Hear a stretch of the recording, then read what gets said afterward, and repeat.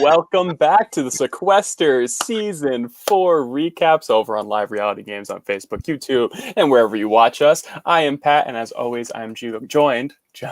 See, brain fog coming in clutch with the always grateful Luke and Hannah H. Flem. How y'all doing?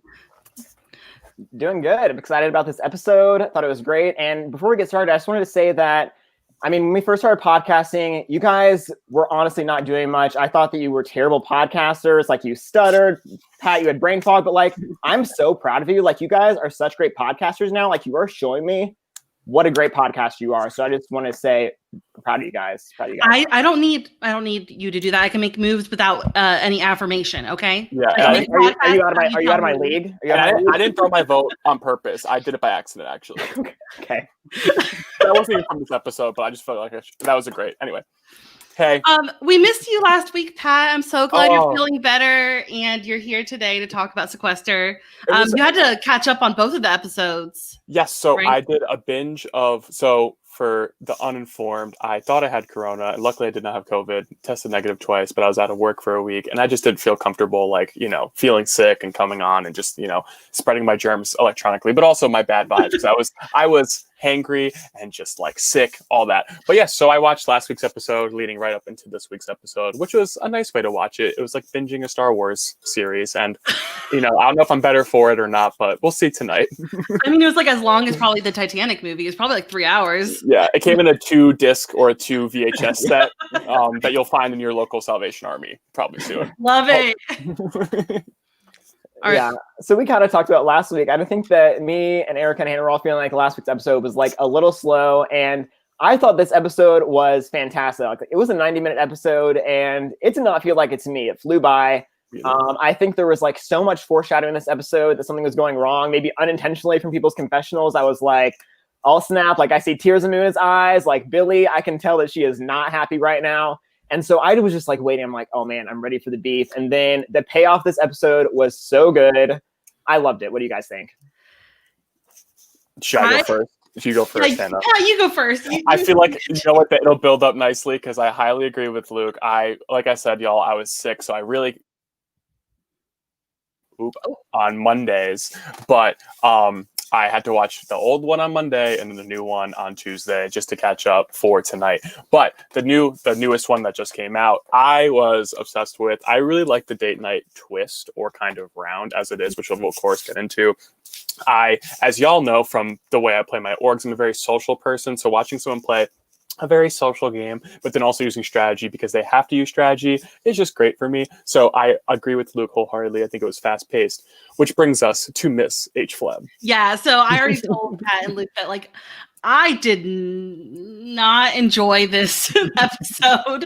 I know that, Audrey put the poll on Twitter. She said, so date night's coming up. Do people want a longer than an hour episode, or do they want the a normal hour episode? And everybody voted for, not everybody, but most people voted for longer than an hour. And I was really excited. And I do love this twist. I was looking forward to this challenge, but I lost attention probably chapter 3, 3 chapters in. I was not paying attention. I was paying attention, but I was just thinking about other things. Maybe that has to do more with me than it does with the episode. Are you projecting onto our show? I just mean I just can't hold attention that long. But it was good. This is what we want as strategy people. We want to see everything that goes into it. But I have to admit that, I lost focus. And when it came, I always watch it twice before we come on here. And I was dreading my second watch. I was like, oh no, I'm going to, that's so bad. I love Sequester, but I was not looking forward to watching it again. But what I was looking forward to is I was ready to see where this plan originated and if we could put the credit on Natalie or Jacob. I was like, who did this? Game of Thrones, tell them it was Nat. Tell them. Yes. Oh my gosh. I love that. Who did it? So that's what I was looking forward to. I don't have complete clarity on how you could give one person credit over the other, but I do have to say Natalie did that. She was hauling ass this episode. I am I'm not gonna be like Marcelo. I'm so proud of her. But you know, just like it was like, yes, she did it. She came to each date saying, here's my plan. I'm getting at Muna. Like she wanted, she needed to claim it. She wanted to claim it. And we saw someone who does not speak out big in these big groups, you know, like we see Shireen pull people into a dining room and she's like, bam, bam, bam, bam, bam. Natalie doesn't do that / can't do that. But this is where Natalie got to shine. And it was great to see it happen.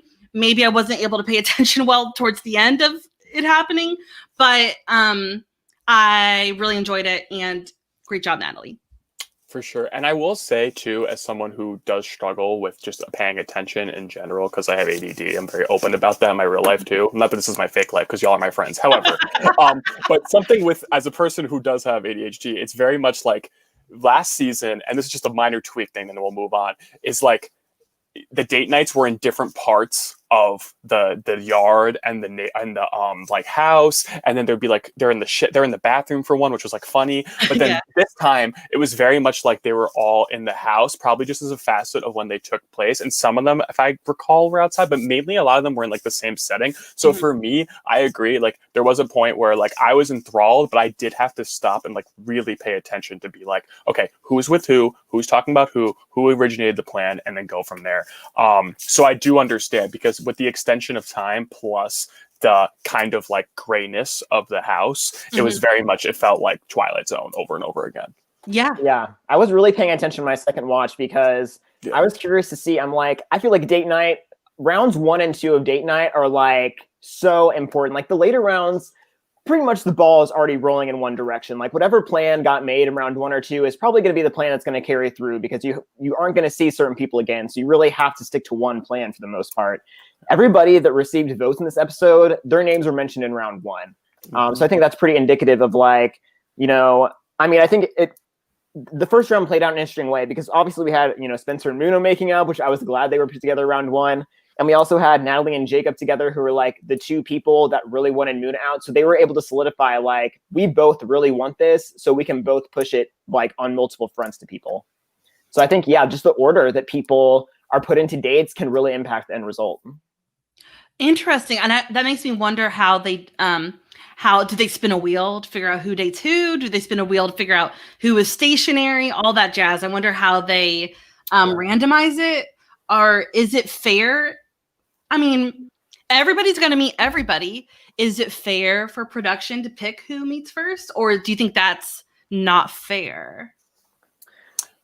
I think, you know, if it's a random thing, it's probably more like equitable, because anyone could get it at that point. But then if they do decide to either choose it, because I guess they do have to show it sequentially, because it wouldn't make sense if they showed us out of order. But if they do choose like a firecracker first one and then go random for there, I don't think it would be that bad. Yeah, I mean, I don't think that they were purposely planning out every single round. So there's like, there's no way to predict how the round is going to play out even. Well, I think maybe the only thing they might have planned out. Why not start out with Moon and Spencer first? Like, that's the only one. Where, like, maybe they did that one. I don't think that anybody else, they were like, oh man, we have to put like Billy and Marcella together first. Like, no one cares. Yes, true. But yeah, the Spencer and Muna one was definitely important. And we've been talking for weeks, like, how does Spencer correct course from here? Like, how does he even have a chance to win? And we saw it in this episode. I think, you know, it makes a lot of sense. First of all, Spencer stopped going after women, which he did. He was not. Who did he end up voting for? He ended up voting for Marcelo. So good. He voted for a man. I don't think he was planning. So proud of you, Spencer. Step one. Proud of you. Wow. Here you are. Good job. Yeah, that's basically what Marcelo said, actually. But and I don't think if he got voted out, I think Josh was right that he was wanting to change the narrative of like, I don't think he was going to pick Muna. Obviously, I think he likes Billy. He feels close with Billy. I don't think he would pick Natalie. I think he would have gone after a man, because he is aware from people telling him directly, like, dude, like, the jury is not going to like you based on the way you've been playing so far. So I think that, you know, he took a page out of Jay West's book in the good way, and I ate some humble pie, the whole pie. Yes. And, you know, previously I would not have expected myself to say this, but he has a shot to win now. I felt it shift this episode, and I remember like thinking when I picked him, I was like, oh yes, I just love Spencer. He seems really sweet and is a cute boy. But then I was here 6 weeks deep, and I'm like, I was like, does Spencer have a shot? Like, I think he has. No. It's not the lowest shot anymore though, because remember, even when the last time I was here, like 2-3 weeks ago, it was like he was ninth out of ninth. We were like, done. That's it. It's clipped. And now it's like, Okay, who's below him in win ability? Equity, yeah, Marcelo for sure. Marcelo? I would say so. He hasn't done anything yet. No, but that social game, Pat. I lost. With him. Oh gosh. Well, it's but people are friends with him, and people love Marcelo. People don't love Spencer. People don't love him. I don't want to get up here and be like, in the org I just played, but in the org I just played, I literally received 1 vote out of 10 or 11 votes purely on social prowess. And then the only reason I got the vote was because I tried to up-talk my strategy. So you know what? I think in Survivor, it's one thing when you're starving and you're out there for 39 days and you can sit up there and you're like, I'm a teacher. I work in a Title I district. And like, okay, fine. Take $1 million. You're a sweet dude. But Marcelo, he needs to know. I love Marcelo. He seems so sweet and so funny. I think me and Luke agreed. Like, we empathize with like the character he's portraying. But at the same time, like, he needs to like turn it up. If not, like, he needed to do it 2 weeks ago, he needs to do it now. He needs a move under his belt. Well, and I think also self-awareness for me, that's like one of the biggest things as a juror that I look for is like, does this person know the game that they played? Because if Marcelo gets up there and he's talking about, man, I was playing all of you, I was making these huge moves behind the scene, I was the puppet master, and everyone else is going to be like, are you kidding me? Like, Marcelo, like, you were just a nice guy. Like, what people were saying about Brendan this episode, like, oh man, Brendan's so chummy, but he just looks at you and just agrees with you all the time. Like, high key, that's what Marcelo is also doing. Yeah. So I think that Spencer could beat Marcelo, and it's also a case of somebody.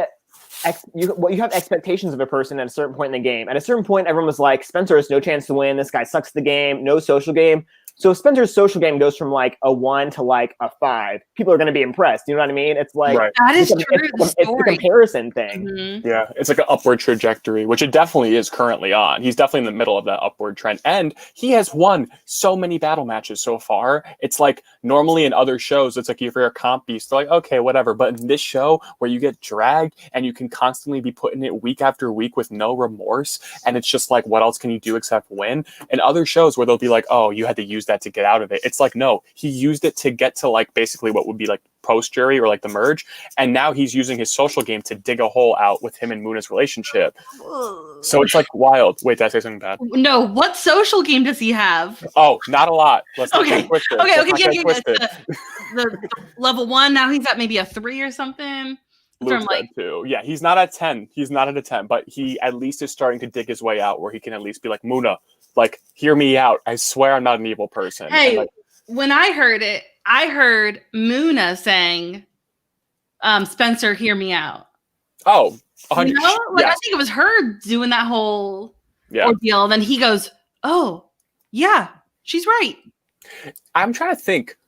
Is Marcelo, in your guys' opinion, if that's who you think he could beat, is Marcelo the only person you think Spencer can beat right now? Because that's kind of where I'm leaning towards. Because I think a bitter jury would be, which is so ironic that we're talking about how the jury doesn't like Spencer.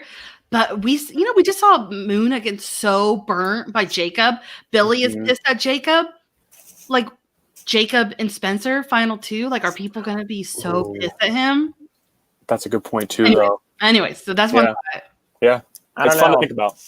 Yeah, Josh was really the one that, to me, like, he was making the case in confessional, like, he was the one recognizing that Spencer could win in the end. Like, when Josh was talking about it, I was like, you know what, Josh, you're right. And maybe Josh is just a persuasive guy, and he persuaded me a little bit, but it's not out of the realm of possibility, I think. Yeah.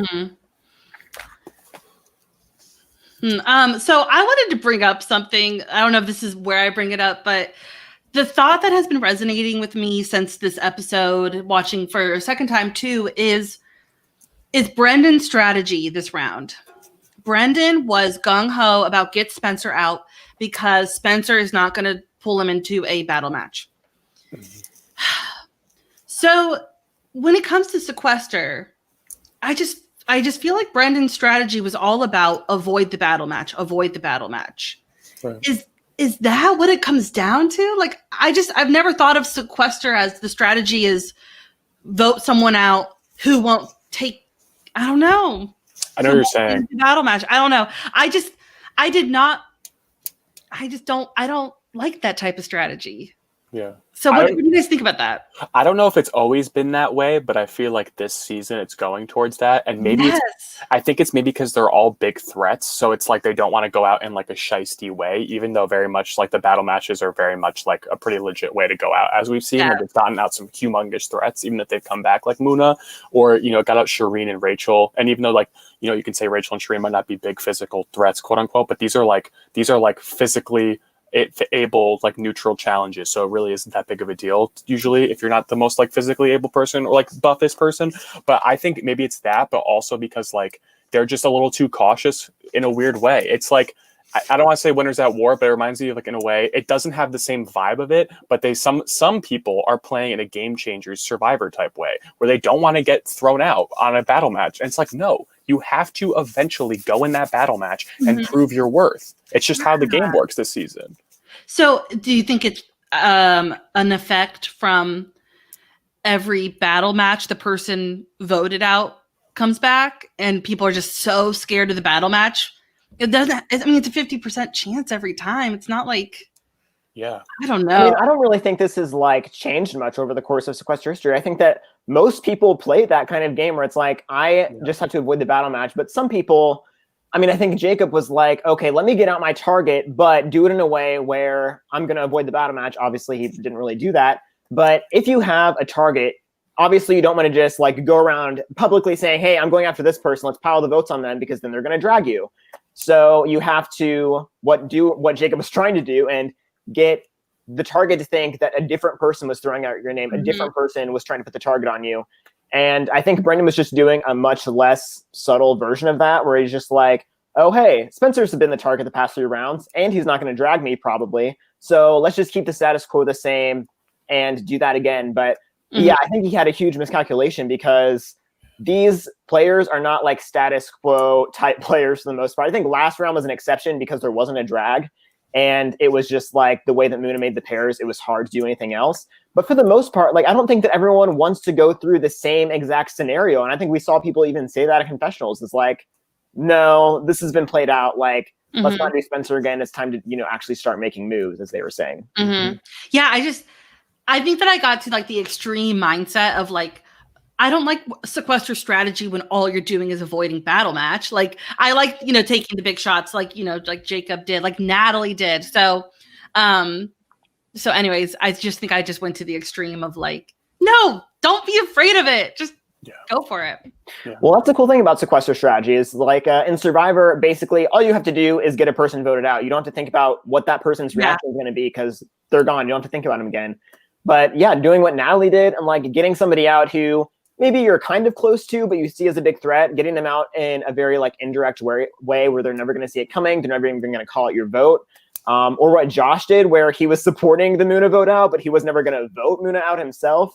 Those are both great strategies that they both played out really well in this episode.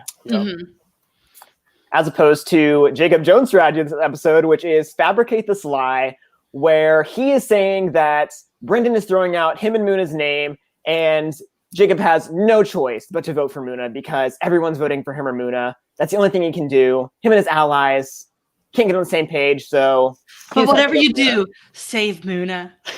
That was crazy. That was like the next level not manipulation in a bad way, but just the manipulation of the situation where I was Jacob, baby, what's going on? Yeah, and I really think that, and when Muna was voted out, I think that he should have gone full in on like not knowing that it happened. I think he should have gone full in like, oh, no, not Muna. What? Are you serious right now? But then his like, vote's revealed. And then he's like, I vote for you. But I think that his vote was revealed because he looked at Billy and said, Billy, I had no other choice. Like, he was indicating to Muna, he was indicating to her when when she looked at him, he's like, I told you what I might have to do. I told you what names I was hearing. So he was basically already telling her before his vote was revealed, like, oh, like I had to vote for you because I had no other choice. And I think she just did it just to like confirm. Yeah. But like, I think she should have gone the complete opposite direction. You know who didn't have to show their vote? Natalie. Queen Natalie right now. Queen Natalie. So, do you think Jacob will throw Natalie under the bus next week? Thanks, Travis, for that question. That's a good point, Travis. I Do feel you like think he should? Do you think he will? I think he will, right? I don't know if he will, but I think he should. 100%. If he's already had his shit blown up. It's like you're probably going to be throwing the battle match if things don't go your way. So it's like, why not? Yeah, but Jacob, everybody else in the house except for Billy and Muna pretty much know that Jacob was also throwing out Muna's name. So it's like, yeah, you can throw out Natalie's name all you want, but everyone has the receipts on both of you. Like, everybody knows that both of you were targeting Muna hardcore. So, like, yeah, Natalie might not be in the best spot next week, but, like, Muna still betrayed the most by Jacob no matter what. That is true. And Muna's coming back in this game with an LOS. So I think that's, like, double trouble for Jacob Jones now that he doesn't have an advantage himself.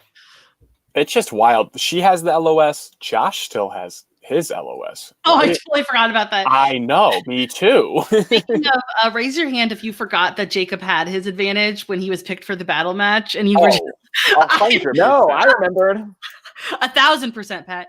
I totally forgot. I was like, it goes to show our minds. Universe Jacob. Oh my gosh. And he just dropped it. That. We even talked about that with Erica last week of like, oh my gosh, like Muna was saying that nobody had made a move yet. What if Jacob's move is to get out Muna and then he uses the battle pass? Like we even said it. We mentioned that scenario. And so that was going into my mind where I'm like, oh snap, like Jacob is going to use the battle pass to get out of this drag if he gets dragged. Do you think production made him wait that long before he said he had that advantage? Or did he milk that for all it's worth before he revealed it? I think he was like, he didn't want to, I don't think he wanted to interrupt her. I think he was just like, standing there like, okay, let's just like wait as long as possible because he's like not gonna interrupt me now. He's like, you get your second, and then I'm gonna take my LOS pass. I'm gonna go stand over there. I'm gonna do what I have to do. Just not like being interrupted. Do not. Yeah. Oh, Jacob saw what happened to Marcelo. She was like, Marcelo, can I have a moment, please? Like he was like, oh, okay, I'll just wait to the battle pass. I'll just wait.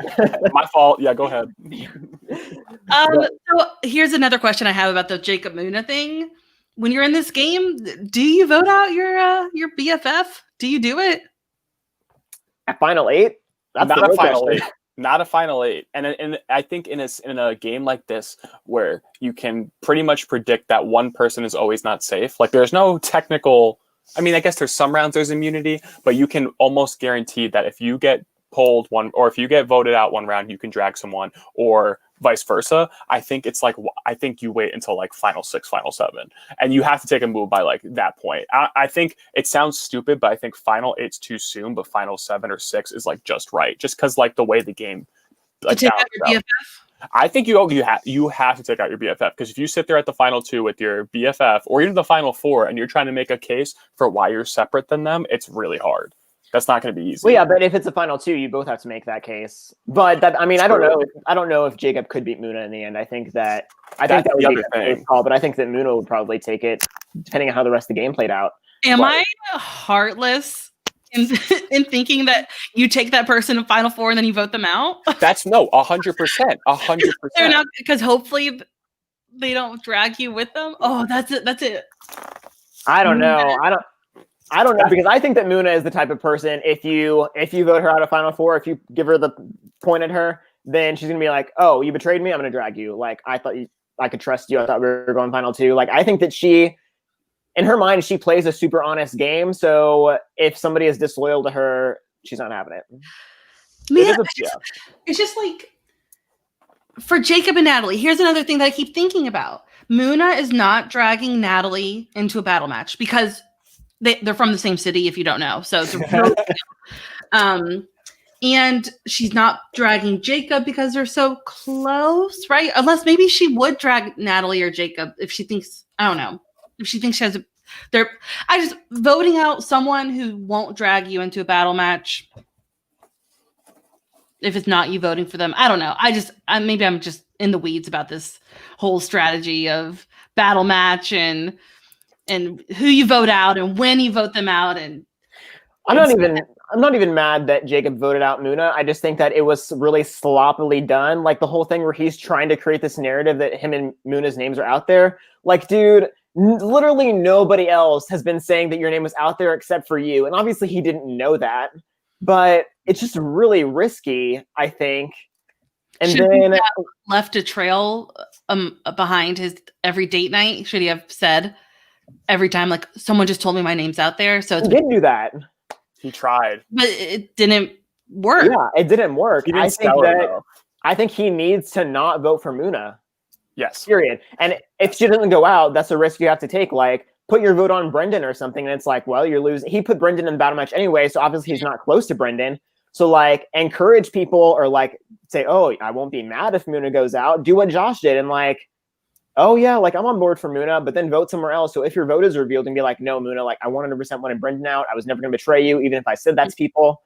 And then, you know, you have to risk it. Either you're not getting out Muna or, like, you get out Brendan, and that has its own risk. That is true. That's a really good point. It's complex too because of all the pregame alliances too. A lot of these people, like I know Jacob and Marcelo, and then there's Jacob and Muna, and then there's all these other connections. But these people are like friends.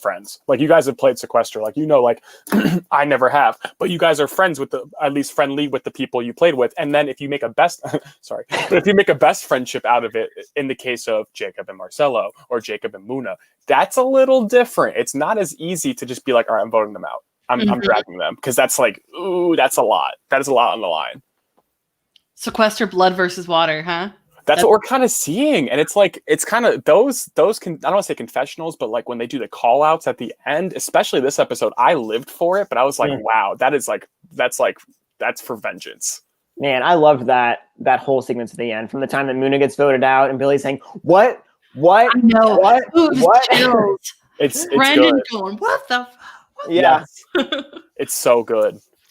That seemed like an overreaction from Brendan. That seemed like a big, like, wow, I totally had no idea what was going on. I never heard your name. Adorable. Going back to episode 1 where he's talking about, like, oh, I'm just going to be this big old dude who has no idea what's going on. And also going back to episode 1, you know, that amazing moment where Jacob Jones was saying, my closest ally is Marcelo. That really paid off tonight. Yeah, that's a good point. When I saw Brendan's hair in a bun in the diary room, the confessionals, I was like, oh, that boy is going into a battle match. The bun is up. So, and the trailer that they had posted leading up to the episode, it really felt like Brendan was in trouble. So I wish I wouldn't have had that knowledge that he was going to be in the battle match. I don't know. I was like 75% sure he was going to be in trouble. So I never think of it that way, and now I'm going to think about it next time because I just want to confirm it. But do you guys think he's going to wear a man bun or his hair down with the mask on the jury? Hair down, right? Like it bun up is for battle. Battle. Okay, I'm just curious. A little prop bet. Oh, I love this question from Justin right now. You mentioned who was in the worst position to win, which I think we said was Marcelo, but I think it's Spencer. Who do you think is in the best position to win right now? Man, I think Natalie she did a move. That's what she's been needing to do, is to have agency. We have really been high on Josh for a while. I like Josh. I would say Muna. In my eyes, the jury's going to love her. I don't want to say pre-jury, but the people beforehand, they all have a vote. Do you think he makes it there?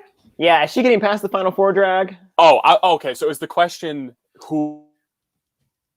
The question is, who is in the best position to win? Like, who has the best chance of getting to the end and winning? I don't think. Well, you're right. If she makes it there, hands down. I think. Yeah, I think if you're talking about like threat level, Muna is number 1. Like, you can't let her get to the end. Muna is number 1. Oh, but who has like the highest chance of getting there? And then once they're there, they win. Yeah. Oh, okay, I misunderstood it. I have to rethink. It's interesting to talk about Natalie because I've said this for a couple weeks now, but she has given me Jess Yeager vibes in the sense that she is more like timid, quiet, plays a little more under the radar. Even though she played aggressively this round, just her personality gives off under the radar vibes. So even if you actually are making moves and playing a big game, people can be like, oh, Natalie, like you just were so quiet. Like I never really knew where you were at. And it's like, I literally was going after Muna so hard and people are still going to probably tell her like, oh, Natalie, you played so soft.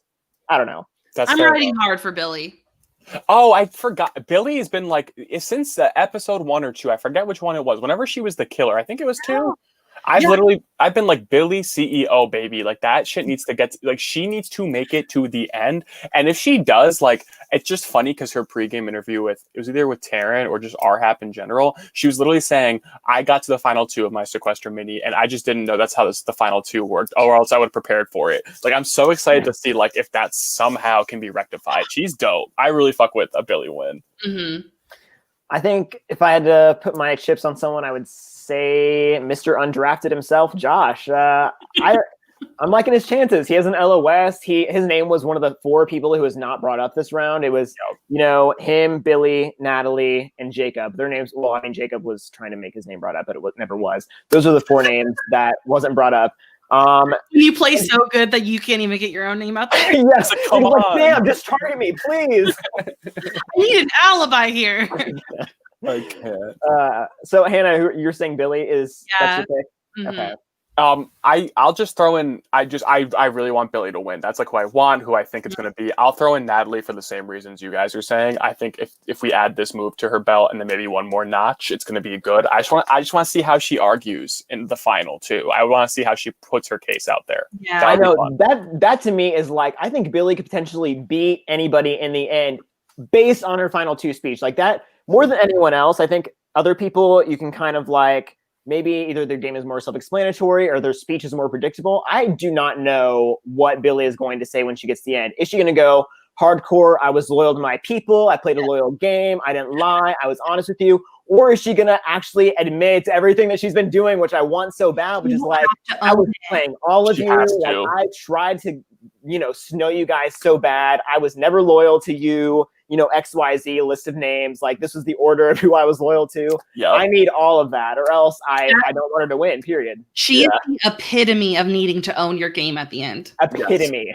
100%. Like if she doesn't, and that's what also scares me because pre-game and even the first couple episodes, she was talking about, I'm going to be loyal to the people that I'm with. I'm loyal to the people that I'm with. And it's like, ooh, okay, that's good. But when we get to the end, we have to remind ourselves that you're only making to the end with one person and you only got there hopefully because like of the circumstance. So it's like, ooh, you have to say what's happening. You have to say what went down. She's getting dragged into a battle match. Like the second she doesn't throw a vote, she's in the battle match. Oh yeah. Actually, she throws her vote, and it's pretty obvious. I mean, I don't even know. I don't think that she necessarily threw her vote this round because she had been hearing Brendan, Marcelo, and then her last meeting was with Brendan, and he was saying we're voting for Spencer, and then Brendan kind of had the thinly veiled threat of like I'm gonna bring in who I feel most betrayed by, kind of implying that he was going to reveal Billy's vote. I think Billy was basically saying that she didn't want Spencer to go out, but like she wasn't going to be mad if he did go out. So I don't think that she really threw her vote. But what I'm so jealous of that I wish I had like an ounce of that Billy does is just like her ability to get people to trust her and not only trust her, but legitimately like love her. Like Natalie comes in and she's like, Billy, I just like you so much. Like, I want to go final 2 with you. I want you to win if I can't. In confessional, she's just talking about like how awesome Billy is. I'm like, man, I need a bit of that. I need a bit of that. It's so impressive how good she is with people. Mm-hmm. Right. What I do not like is the Josh and Billy intense eye contact that happened on their date, holding hands and intense. I cannot handle that. It made me like, ugh. Yeah. That's not my love language, so I can't speak to it. I just don't. Get the fuck away from me is my vibe. Like the farther away you are from me, the more love I have for you, kind of. Oh man, yeah. If you ever see me playing Sequester and I'm on date night and I have to hold hands with people, just know that I'm playing 100% right there. She's selling it. Oh girl. Oh man, I would flirt so hard on date night. Man, I won't go down this rabbit hole, but Hannah and I are both like big Enneagram nerds. I think that Josh and Billy might be the same type. I think they might both be 8s. And I think that like those types are just like really intense, like look you in the eye. Like those types like crave intensity. And I get that so much from Josh and Billy where I'm like, I'm a 9. I literally cannot be that intense. Like there's nothing that I can do. I cannot look you in the eye and hold your hands and like be believable. Like that's not me at all. Oh no. And that speaking of the Enneagram, so if they're 8s, that's why we see Billy say that she doesn't last episode or 2 episodes ago when she didn't believe what Natalie was saying or didn't feel like Natalie was laughing with her. I was thinking that, yeah. And then this episode when she's not taken anything Marcella was saying, because both of those people are probably like a 5, Enneagram 5, or maybe a 6, and they're much more reserved. And so, like you said, an Enneagram 8, like they want the challenge, they want the intensity, and now my brain is like, oh my gosh. Yeah, it's cool personality for the game, but when you put 2 of them together, it's like, whoa. Intense eye contact. Yes. Yeah, Billy and Josh, that would be, I know people have mentioned it before, but that would be like a great final two. I think that would be, the speeches would be fire no matter what, even if I didn't agree with what Billy said. Like, they would be so passionate. Like, both of those people would like stand up and be in their hands. Like, it would be incredible. 100%. I don't know if this is a hot take, but I think any of these players in a final two is going to be great. I think this cast is amazing. And yeah, I do too. I think, like the quieter, more reserved, under the radar players, it'll be really cool to see how they defend themselves at the end, if they can do it well. 100%.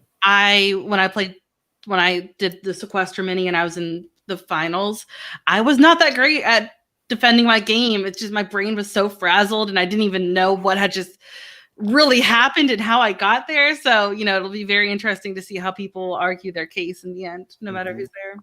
And in person too. Like, these are people they've played with a bunch of times in minis, which is already hard. But now you're throwing in like a week of gameplay, and then you have to go out there and like, you have to say what you did in front of these people to your friends that you've probably been friends with for close to like 6 months or more at that point.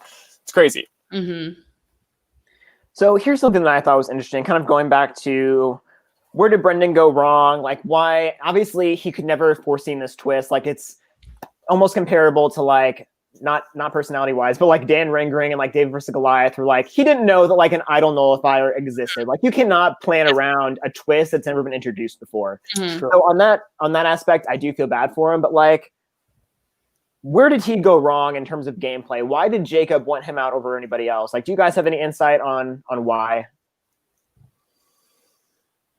I mean, we heard from people that he was too chummy and seemingly like too like, oh, like we're good and just I'll tell you whatever you want to hear. Like, I'll do anything. Yeah, that's go ahead, Pat. No, I was going to say, it hits a point where when you're a very social player or just like social strategic, even if you're teetering the line, but you really go with what you're saying there, like, oh, I'm with you. You have to draw a line at some point. You have to do that. And I get that he was attempting to do that, but in like attempting to draw a line, he was then going to like the other side and being like, oh, we're good. And it's like, no, at some point you have to just say, even if it's like not an enemy type thing, you just have to say, in lesser words, I'm not voting with you. And it's okay if we're not, but like, how can we move forward not voting together? How can we find a common ground where we're like, here's a person we actually like? And I just don't think he was good at doing that. Yeah. Being honest or making people feel like he was honest. Yeah. Like, it's just weird. I'll do a plug right now. I am putting together YouTube videos for Survival Challenge, this live game. Oh, yes. Yes. Okay, so the last episode that came out this last Friday, episode 10, Brendan is the star of it. And Luke over here has a confessional where he says, Brendan is just so polished. And you said that you didn't feel like you could trust him because it was just so polished. And I still feel that way. And I said that in the preseason draft that we did. Like, I don't think that Brendan has the level in the game, not in real life, in the game to make those deep connections. I don't think that he has that intensity that we were saying that Josh and Billy have. I don't think that's his mode. Mm-hmm. So, yeah, I think that he just did not hold hands enough with people. He held shoulders. Yeah. Which is interesting. I thought it was He did a little lower, more eye contact. I don't know about that. Yeah. Something else I didn't like about his game is he kept this narrative going. I think it was only in his own mind of telling Jacob and Spencer, oh, like, we're the big threats and we have to stick together, basically because they're the quote unquote athletic guys. Like, I don't think that like Brendan, Jacob, and Spencer were like the three biggest threats in the house by any means. Like, that seemed like that was something in Brendan's own head that he kept saying out loud to like kind of get Jacob and Spencer on board to work with him. But like, I don't think that's a thing, especially in this kind of gender neutral battle match challenge of, this era of Sequester that we're in. I don't think that's a thing. I think it's a good pitch. I think it's a great way to try to get people to vote with you. But I don't think Spencer and Jacob, I don't think it worked with them. It didn't work. You have to be good at like board games. That's like the strategy for the season. If you're good at Pong, if you're good at board games, and I've gone with full 180 and I kind of admire Audrey for what like she's done for like this in terms of like making sure the ability level is like neutral, because like it really is like, yes, they might not look aesthetically pleasing, and yes, sometimes they are stomping on balloons, but then also it's very much like it makes people look like buffoons when they're just like, when Brendan's like, let's get the big threats. Who the hell is a big threat? Like in that case, I guess Spencer should be a big threat because he does seem like a frat boy. Like that would make sense if there's a Pong challenge, or you're picking out a stick out of like whatever they were doing this week, or if you're like popping balloons, yeah, sure, then you can get someone that can do that better. But it's hard to calculate what the hell is a challenge threat in Sequester. You can never tell what's going to happen. Yep. I didn't think that became a sore point for me. But I agree. So we have Josh in the chat saying, "Bloop, what's the scoop?" And then we have Josh, let's get down to brass tacks. This whole time, I thought the phrase was brass tacks. I did not know that it was tax. You like were a federal tax. Yeah, I didn't know what a brass tax was. What does that even mean? Like the Stamp Act. Like, I love that. Lower the tax on brass. No taxation without representation. For some reason, that means let's get down to business. Honestly, okay. Brass tax right now. It's too high. Yeah, once you said business and then said tax, my head was like, I was like, okay, I'm on board. Like, I'll switch it for you. Brass. Oh my god. Do you think good move on Josh for the way he started each date? I mean, it was good that he did it with only the guys. I think that plays a lot better. If he would have started if he would have gone to Muna let's get down to brass tacks, I'm like, no, nope. Yeah, she's like, what the fuck? Yeah. Do not cross me left or right. Yeah, you can cross me left, I'll come right. Oh my gosh. Yeah, I mean, I love this. I love this twist. I still remember when Jayla leaned in for the kiss last season. I thought that was hysterical. Do we think that there was a showman's forming with Natalie and Marcelo? He was blushing. He was saying he would bite anyone who would cross her. And here's what I picked up. He said, I like the dress, and then looked her up and down. I said, Marcelo, baby. I mean, it was a tighter dress. There was a little cutout right here. Like, okay, I don't blame Marcelo. Was like, I don't blame him. Mm-hmm. Okay, queen. Honestly, this whole cast looked really hot tonight. Straight up, or Sunday night, whatever. They looked so good. I'm like, they did. I liked date night just for the strategic aspect. We get to see people talk one-on-one, but also I kind of like that everybody looks really good too. They're not bad to look at. Mm-hmm. A fun fact: we almost dressed up tonight, but as a teacher, it was my casual day, and I mixed it. And I, you know what? In the interest of 2021 being the year of self-care, I said, y'all, I am pulling up in a hoodie and sweats. So, Luke is looking cute with the red. HLM's still killing it. I am in the exact same sweatshirt I wore to casual day to school. So you gotta know it almost happened. Almost. Maybe on finale night, we'll dress up for finale night. We'll spruce it up. But yes, so that.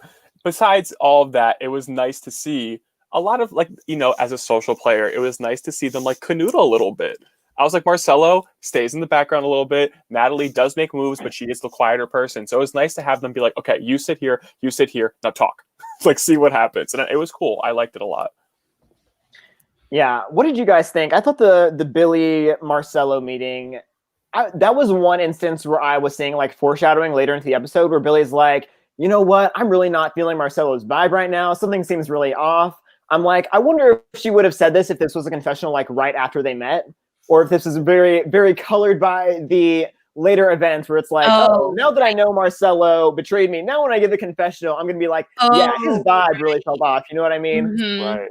Because I felt like up until this point, it seemed to me that Billy and Marcelo were close. Whether they were or not, we won't really know. But we saw a couple times where they were allowing the other one to throw a vote on them because they were both we've totally been fed the edit. Mm-hmm. Yeah, and maybe that was just very much a business transaction type thing where it was kind of just only a strategic bond and not a social bond.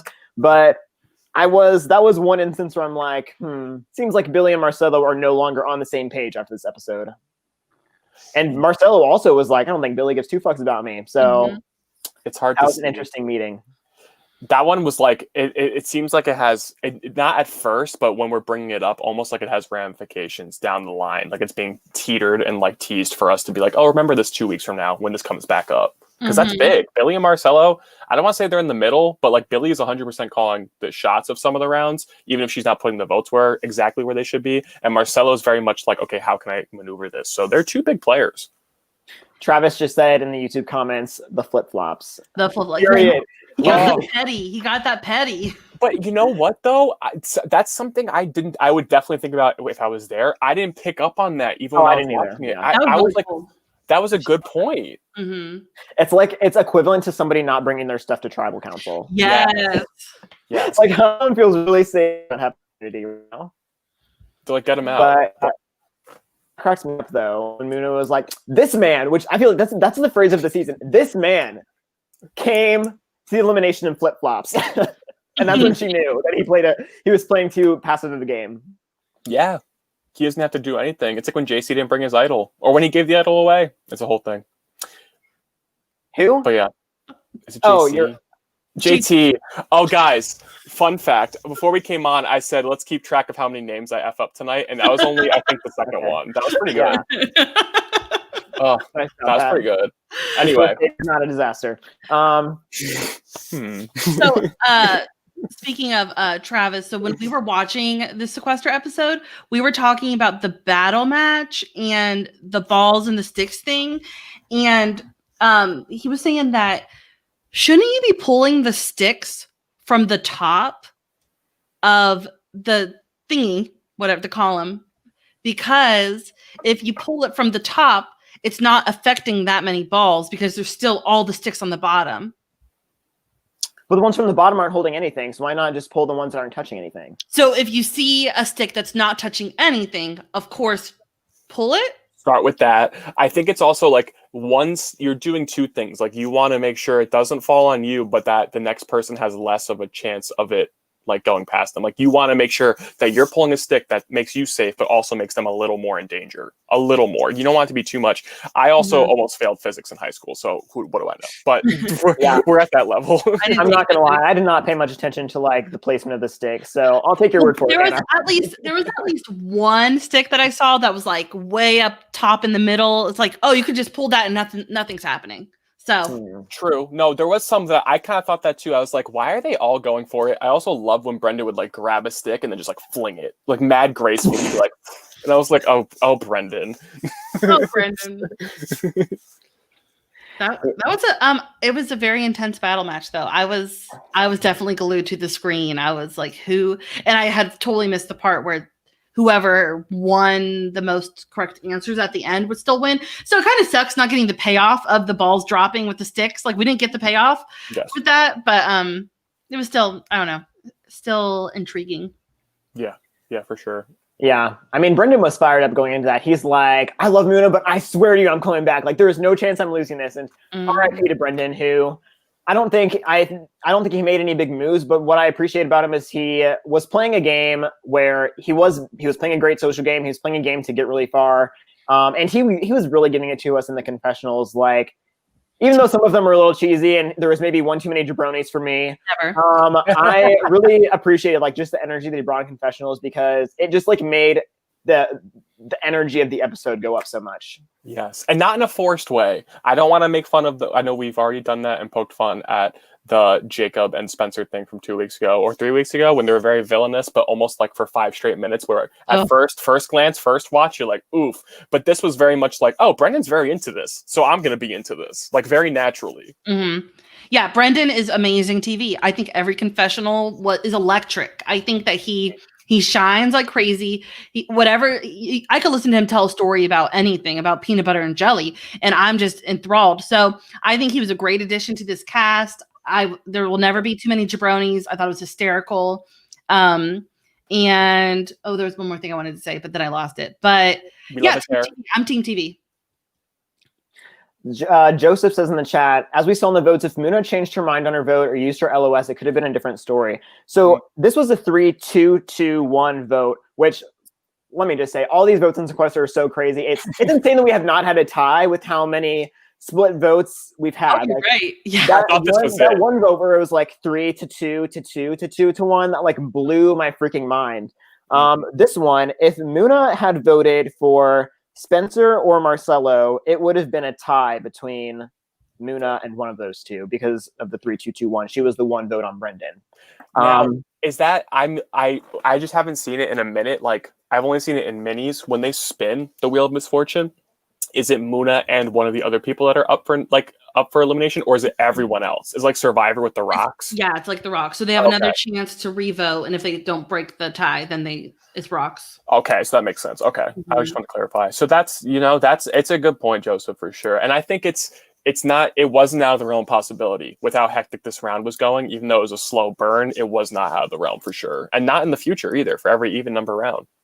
Yeah, and just to give Brendan a little more credit, like I actually thought he was going to get more than one vote. Like his name was brought up so many times in this episode, and credit to Brendan's social game. Even if nobody feels really close to him, what's brilliant about his game is that no one ever feels the least close to him. He's not at the bottom of anybody's list. There's always going to be somebody who's revealing their cards a little bit more, somebody who's like, oh, I can tell that person doesn't like me, and that's never going to be Brendan. He's never going to be the person that's like, oh man, Brendan's coming after me hardcore.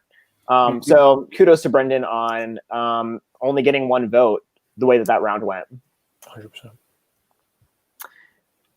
Well, what else do we have to talk about, guys? Well, I listened to Brendan. Speaking of Brendan, I listened to his exit interview with Taryn.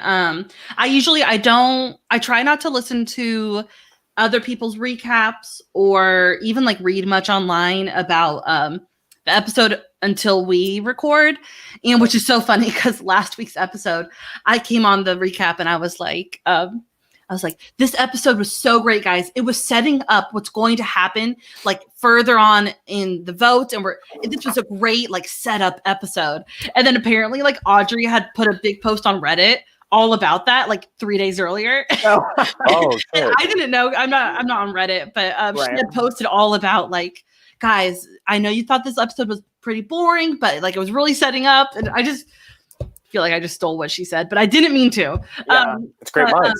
But yes, but I do listen to the exit interviews. I always go to the end of Taryn's podcast on RHAP and listen. And I think Brendan recognized that he got fixated on his attack dog strategy of trying to get Spencer out because he knew Spencer was not going to get him in. So Brendan is pretty self-aware about that.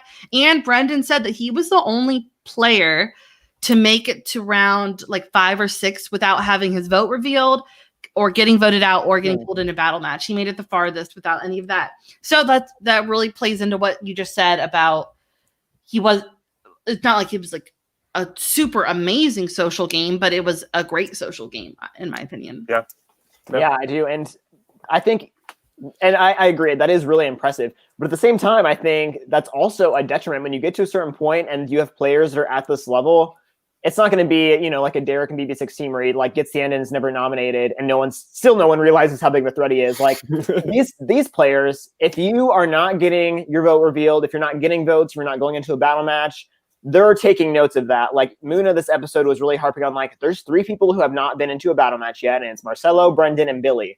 So I really appreciate that the rest of the cast is playing at a level where they're not going to let somebody who's playing a good social game just slide by on that. Like they're going to take notice that like, oh, I noticed that Brendan's playing a really good social game. Yes, which is good. It makes it more entertaining. It keeps recycling who's the top threats and who's the top dogs and who's playing in the middle. And then we're also left with, like we said before, we do have a great cast, but we are left with some great people who can still win. Like Muna's still here, Jacob's still here, and we thought he was a huge threat. Even Spencer has proven to be some sort of challenge threat in a way. Josh has really created his stake too, even though he wasn't a big threat in the beginning. So it's like we have a bunch of people now, and like we were saying before, and it's hard to choose. Like any of these people in the final 2 make great cases, and it's going to be very entertaining, and we're getting great TV because of it. So it really is entertaining in that sense. I know we've talked about kind of just the strategy that Jacob had this episode, and obviously it didn't work out. I'm curious, have your guys' like personal opinions of Jacob changed in any way based on this episode? Like, do you feel good about, like, on a personal level, the decision that he made, or do you think it was too far? Like, what do you guys think? I am not one to think that something is too far, which might be bad of me, but yes, you do get that icky feeling though, especially when you see him in the confessionals, how you could tell he's pretty down. I think you saw that little clip of him after the pick for the battle match. Did you guys catch that little snippet of him off in the distance? sulking, taking a breather, maybe Yeah. crying. Yeah. It just, you do get that icky feeling of, man, that's why I said earlier, do you vote out your bestie? Like, it's, I'm all about the game. I'm all about do what's best for you. But, you know, at the end of the day, you feel, you're like, oh, you did that. Oh, you did that.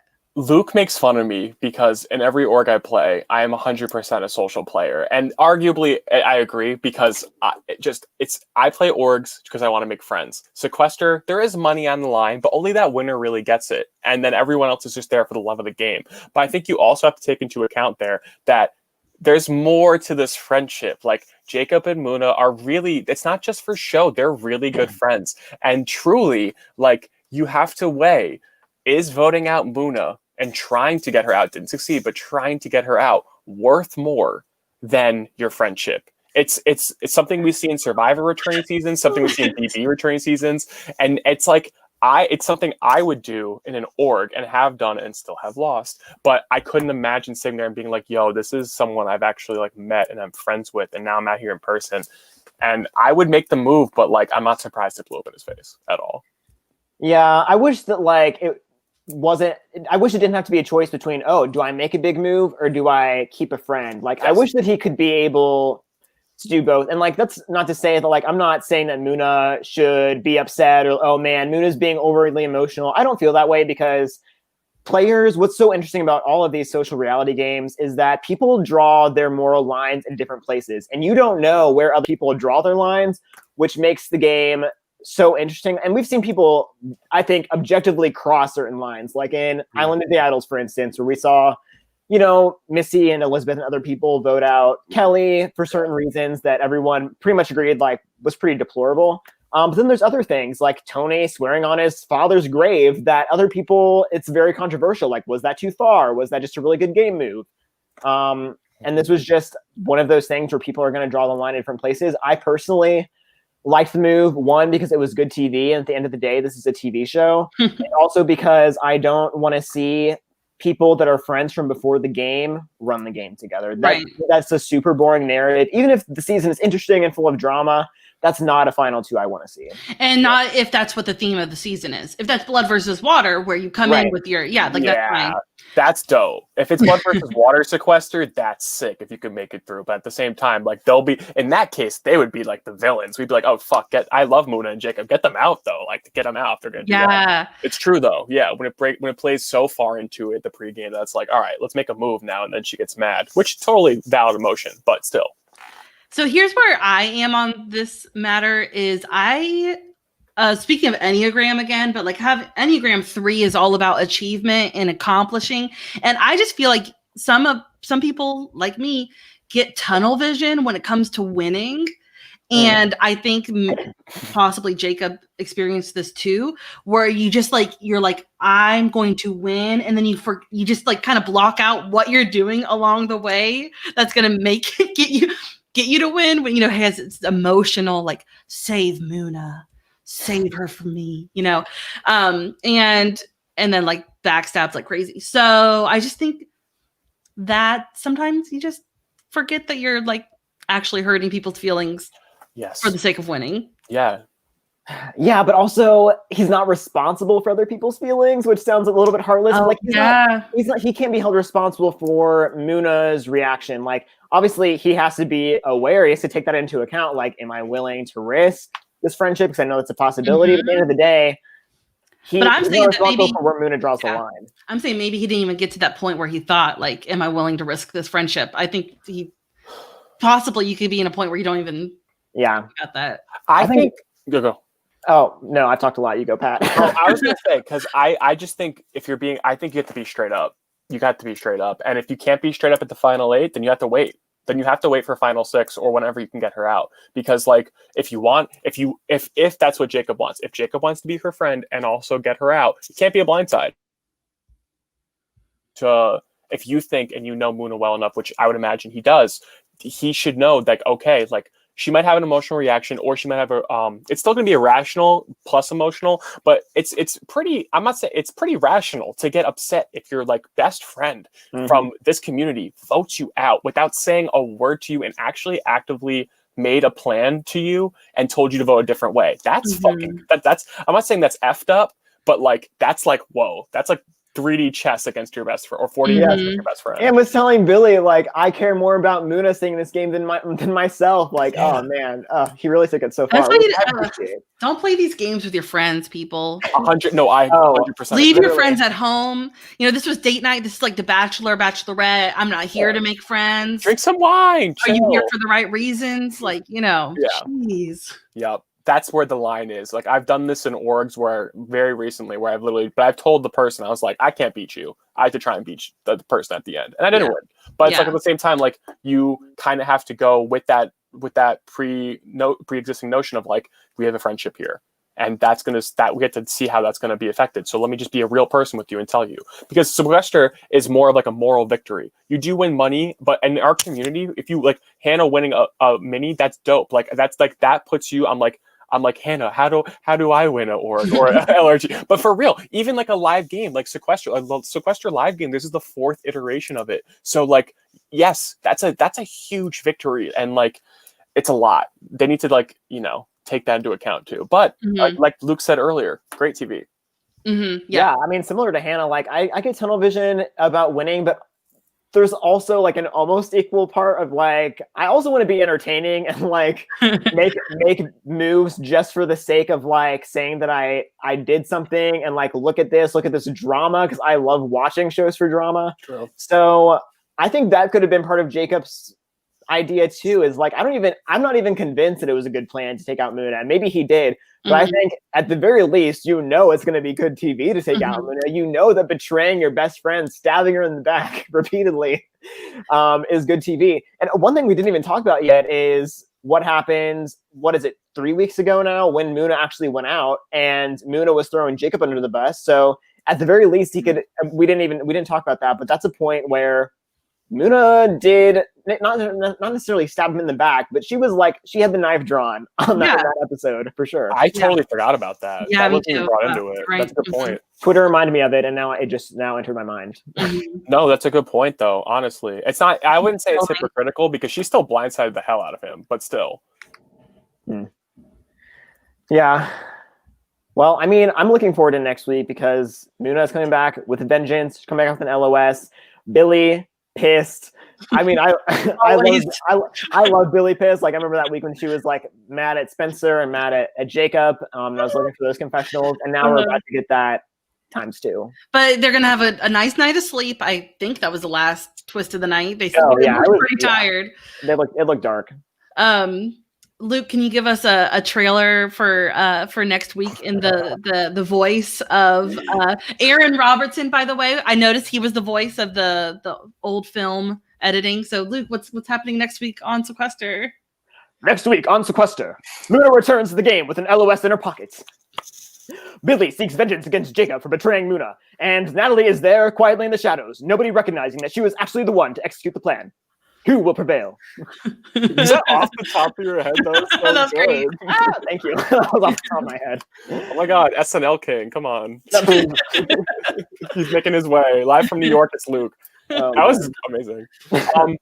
My favorite time of the podcast, I mean, I love spending time with you guys, but who do you think is going to go home next week? Whew. I have my vote. Who? Here is my vote. It is a person who has not been. Yes, they have not been in a battle match. They're one of the 3 from this episode, and I believe that them versus the other one at this point, who is still in the game, but who has not been put up. I think they have a higher chance of not only going into a battle match, but also losing the battle match, and that person is Marcelo. I knew you were going to say it. Yes, because I think Billy will eventually be targeted, or she'll be taken along as a goat for not being thrown to a battle match, even though I don't think she's a goat. But hear me out. I think Marcelo, at this point, is seen as one. He'll be thrown into one. And depending on who he faces and what the challenge is, he will be eliminated. Even though I love Marcelo, I think it's where we're going. I think it's Jacob next week. Ooh, yeah, I do too. Ooh. I think that Muna and Billy at this point are like, I'm effing done with this guy. I don't care if he drags me into a battle match. I don't care if he reveals my vote. Like, I think they're straight up, we are gunning for Jacob, and everybody else is going to know that Jacob's going to drag one of them into a battle match too. Like, I don't think that Muna and Billy have this mode where it's like, It's fair. They're not going to throw their votes. They're not going to go after anyone else. So I agree with Hannah. I think it's Jacob. Muna said, if you're going to swing, don't miss. Mm-hmm. You know what? I'm pretty sure that Muna also has a 1 in 3 chance of winning the battle pass next week. Is that what you guys think? Wait, you're saying that the battle pass is going to be replenished? Yes, I believe so, because when Spencer went to Luxury Row at the beginning of this episode, they said all of the advantages are taken and they're still in place. They haven't been replenished. I'm pretty sure they've used the word replenished before. So I'm pretty sure. Yeah. Oh, I didn't think about the battle pass.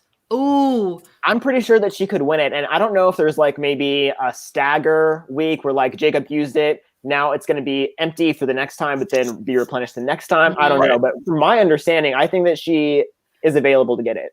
This might be bad of me, but I don't want her to get it. She already has an LOS. Like, okay. I know. She has a lot of power. I don't want to be okay.